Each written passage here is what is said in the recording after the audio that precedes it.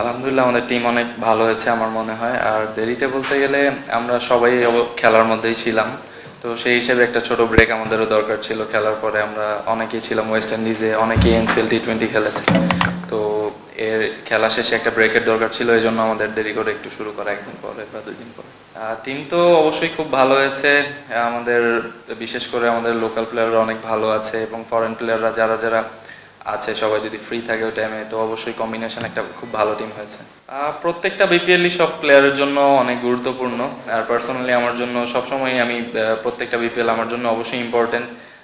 এখানে ভালো করতে পারলে অবশ্যই সামনে আরও অনেক অনেক জায়গায় সুযোগ আসে, শুধু ইন্টারন্যাশনালে না, ইভেন অন্যান্য ফ্র্যাঞ্চাইজিতেও সুযোগ আসে। তো আশা থাকবে নিজের বেস্টটা যাতে দিতে পারি টিমের জন্য।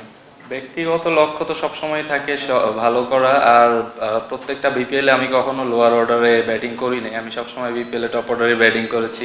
তো আশা করি এবারও টপ অর্ডারে ব্যাটিং করব, আর টিমের জন্য টুর্নামেন্ট শেষে যাতে একটা ভালো অবস্থানে নিজেকে দেখতে পারি সেই আশা থাকবে।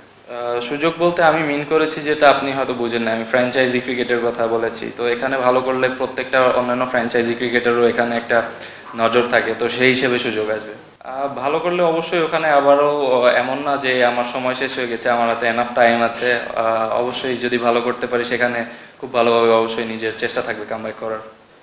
আসলে ভাইয়া পার্সোনালি আমার ক্ষেত্রে বলতে গেলে আমার ফোকাসটা প্র্যাকটিসেই ছিল, আমি এদিকে অবশ্য অতটা খেয়াল করি নাই। সো এখানে যেই জিনিসটা খেয়াল করি না এটা নিয়ে আমার অতটা বলা ঠিক হবে না। আমার ফোকাসটা প্র্যাকটিসে ছিল, আমি আর কিছুতে ফোকাস দিইনি, তো আমার মনে হয় না আমি ডিস্টার্ব ফিল করি। এটা অনেক বড় একটা টুর্নামেন্ট, ফরেন প্লেয়ারদের অনেক সময় যাওয়া আসার মধ্যে থাকতে হয়। তো আপাতত যেই কম্বিনেশনটা আছে আমার মনে হয় খুব ভালো আছে।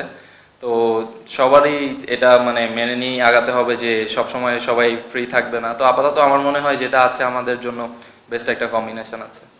আশা তো শুধু ইব্রাহিম জাদানকে নিয়ে না, ইব্রাহিম আছে, আমাদের টপ অর্ডারে নাইম শেখ আছে, তো অবশ্যই আশা থাকবে দুজনের কাছ থেকেই আমরা যাতে ভালো একটা স্টার্ট পাই। তো সবার সবার জন্যই আশা আছে, এমন নাই যে কারোর জন্য আশা নাই, সবার ক্ষেত্রেই আশা আছে যে টিমের যাতে ভালো করতে পারে। মাঠের ক্রিকেট বলতে গেলে বিপিএল এর আগে নতুন বলতে গেলে আমাদের যে এনসিএল টি20 একটা টুর্নামেন্ট হয়েছে, এটা অবশ্যই একটা ভালো দিক। কারণ এর আগে আমরা যখন বিপিএল খেলেছি তার আগে কোনো টুর্নামেন্ট ছাড়া জাস্ট প্র্যাকটিসের মাধ্যমে আমরা প্রিপেয়ার হয়েছি। তো প্র্যাকটিস আর ম্যাচ অনেক বড় একটা ডিফারেন্স। তো এনসিএল টি20টা খেলে সবাই বিপিএল খেলবে, এটা একটা ভালো দিক, এটা বড় একটা চেঞ্জেস। আর তাছাড়া আরও অনেক চেঞ্জেস আপনারা তো দেখতে পাচ্ছেন যে আমরা এই যে এটাই আমাদের জন্য চেঞ্জেস ছিল, একটা টুর্নামেন্ট পেয়েছি বিপিএল এর আগে, এটা একটা প্লেয়ারদের জন্য একটা বড় পাওয়া।